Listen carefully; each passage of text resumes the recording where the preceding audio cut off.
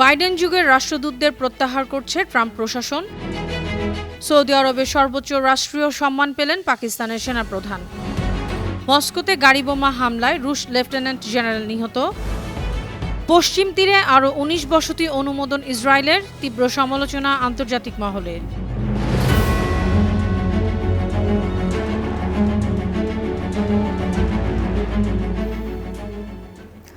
শুনছিলেন সংবাদ শিরোনাম। সবাইকে স্বাগত জানাচ্ছি বিশ্বজুড়ে প্রতিদিনে বিশ্বের বিভিন্ন প্রান্তে সবশেষ তথ্য জানাতে আপনাদের সঙ্গে আছি আমি অনন্যা চৈতি। ট্রাম্প প্রশাসন বাইডেন সরকারের অধীনে নিয়োগ পাওয়া প্রায় ৩০ জন মার্কিন রাষ্ট্রদূতকে তাদের পদ থেকে প্রত্যাহারের সিদ্ধান্ত নিয়েছে। ২৯টি দেশের রাষ্ট্রদূতকে জানানো হয়েছে আগামী জানুয়ারিতে তাদের বর্তমান মিশনের মেয়াদ শেষ হবে। প্রশাসনের লক্ষ্য আমেরিকা ফার্স্ট নীতিতে বিশ্বাসী কূটনীতিকদের নতুন করে নিয়োগ দেয়া। কর্মকর্তারা জানান এসব রাষ্ট্রদূত পররাষ্ট্র দপ্তরে চাকরি হারাচ্ছেন না, চাইলে তারা অন্য দায়িত্বেও যেতে পারবেন।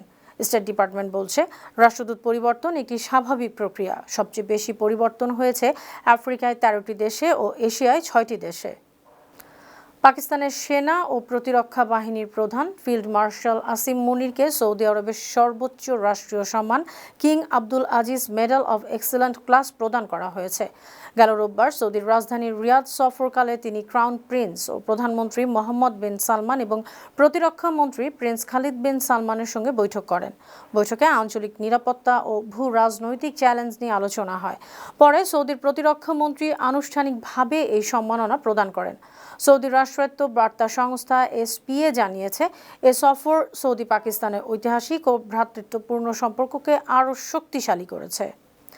রাশিয়ার রাজধানী মস্কোর দক্ষিণাঞ্চলে গাড়ি বোমা বিস্ফোরণে সেনাবাহিনীর লেফটেন্যান্ট জেনারেল ফানিল সার্ভার নিহত হয়েছেন। স্থানীয় সময় সোমবার সকালে এ ঘটনা ঘটে বলে জানিয়েছে রুশ তদন্ত সংস্থা। বিস্ফোরণে একাধিক যানবাহন ক্ষতিগ্রস্ত হয় এবং গাড়ির চালক গুরুতর আহত হন। তদন্তকারীরা জানান বিস্ফোরকটি গাড়ির নিচেই পুঁতে রাখা হয়েছিল। নিহত সার্ভার রুশ জেনারেল স্টাফের অপারেশনাল ট্রেনিং বিভাগের প্রধান ছিলেন। রুশ কর্মকর্তারা প্রাথমিক তদন্তে ইউক্রেনীয় গোয়েন্দা সংস্থার সম্পৃক্ততা রয়েছে কিনা তা খতিয়ে দেখছেন। অতীতের এ ধরনের লক্ষ্যভিত্তিক হত্যাকাণ্ডে বিস্ফোরক ব্যবহারের নজিরের কথাও উল্লেখ করা হয়েছে।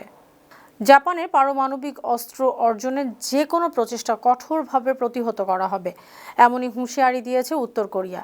দেশটির রাষ্ট্রীয় সংবাদ মাধ্যম KCNA জানায় জাপানে পারমাণবিক হওয়ার আকাঙ্ক্ষা মানবজাতির জন্য ভয়াবহ বিপর্যয় ডেকে আনতে পারে। উত্তর কোরিয়ার পররাষ্ট্র মন্ত্রণালয়ের অধীন ইনস্টিটিউট ফর জাপান স্টাডিজের পরিচালক এক বিবৃতিতে বলেন, জাপান পারমাণবিক অস্ত্র অর্জন করলে শুধু এশিয়া নয় পুরো বিশ্বই মারাত্মক ঝুঁকিতে পড়বে। উত্তর কোরিয়া সতর্ক করে বলেছে জাপান পারমাণবিক হলে এশিয়ায় ভয়াবহ পারমাণবিক সংকট সৃষ্টি হবে। তবে নিজস্ব পারমাণবিক কর্মসূচি নিয়ে পিয়ংইয়ং কোনো মন্তব্যই করেনি। মার্কিন গোয়েন্দা সংস্থার তথ্যে বলা হয়েছে রাশিয়ার প্রেসিডেন্ট ভ্লাদিমির পুতিন এখনও পুরো ইউক্রেন দখল এবং সাবেক সোভিয়েত ইউনিয়নের ভূখণ্ড পুনর্দখলের লক্ষ্য ত্যাগ করেননি।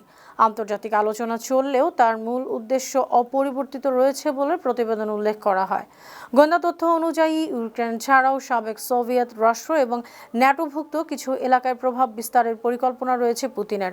হাউস গোয়েন্দা কমিটির ডেমোক্র্যাট সদস্য মাইক কুইগলি বলেন, ইউরোপীয় নেতা পোল্যান্ড ও বাল্টিক রাষ্ট্রগুলোর মূল্যায়নও একই। বর্তমানে রাশিয়া ইউক্রেনের প্রায় 20% ভূখণ্ড নিয়ন্ত্রণ করছে, যার মধ্যে ডনবাস, জাপোরিঝিয়া, খেরসন ও ক্রিমিয়া রয়েছে। গাজা উপত্যকায় চলমান যুদ্ধবিরতির মধ্যেই ফিলিস্তিনের পশ্চিম তীরে নতুন করে 19টি ইসরায়েলি বসতি স্থাপনের অনুমোদন দিয়েছে ইসরায়েল সরকার।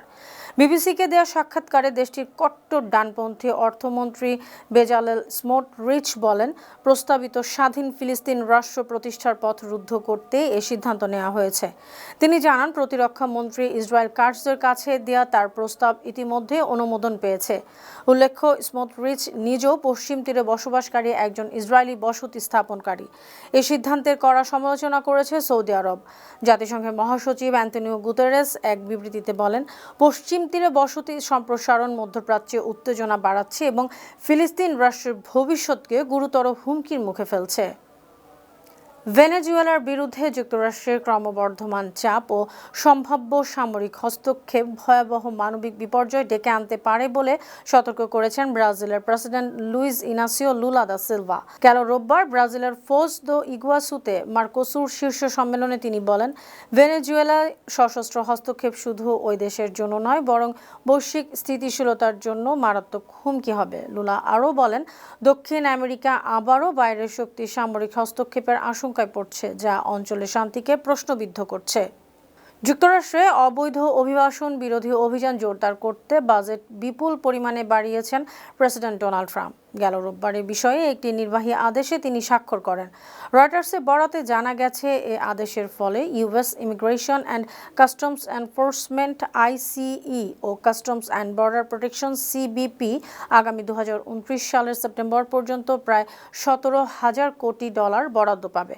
এ অর্থ দিয়ে হাজার হাজার নতুন কর্মী নিয়োগ, বন্দিশালা নির্মাণ এবং আটক অভিবাসীদের নিজ দেশে ফেরত পাঠানোর পরিকল্পনা রয়েছে। ট্রাম্প প্রশাসনের লক্ষ্য 2026 সাল থেকে প্রতি বছর অন্তত 10 লাখ অবৈধ অভিবাসীকে ফেরত পাঠানো।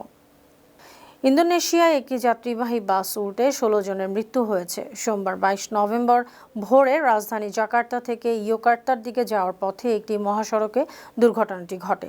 স্থানীয় অনুসন্ধান ও উদ্ধার সংস্থার প্রধান বুদিওনো জানান, হাইওয়ে ইন্টারচেঞ্জের একটি মোড়ে পৌঁছানোর সময় বাসটি দ্রুত গতিতে চলছিল। নিয়ন্ত্রণ হারিয়ে রাস্তার সঙ্গে ধাক্কা খেয়ে বাসটি উল্টে যায়। তিনি বলেন, ঘটনাস্থলেই 15 জনের মৃত্যু হয় এবং হাসপাতালে নেওয়ার পর আরও একজন মারা যান। আহত বেশ কয়েকজনকে চিকিৎসার জন্য সেমারাং শহরের হাসপাতালে পাঠানো হয়েছে। উল্লেখ্য, ইন্দোনেশিয়ায় পুরনো যানবাহনের দুর্বল রক্ষণাবেক্ষণ ও সড়ক নিয়ম লঙ্ঘনের কারণে প্রায়ই ভয়াবহ পরিবহন দুর্ঘটনা ঘটে থাকে। সুপ্রিয় দর্শক, এই ছিল আজকের বিশ্বজুড়ে প্রতিদিনের আয়োজনে। দেশ বিদেশে বিভিন্ন খবর নিয়ে আবার আপনাদের সামনে হাজির হব। সেই পর্যন্ত ভালো থাকুন, সুস্থ থাকুন, বায়ান্ন টিভির সঙ্গে থাকুন। ধন্যবাদ।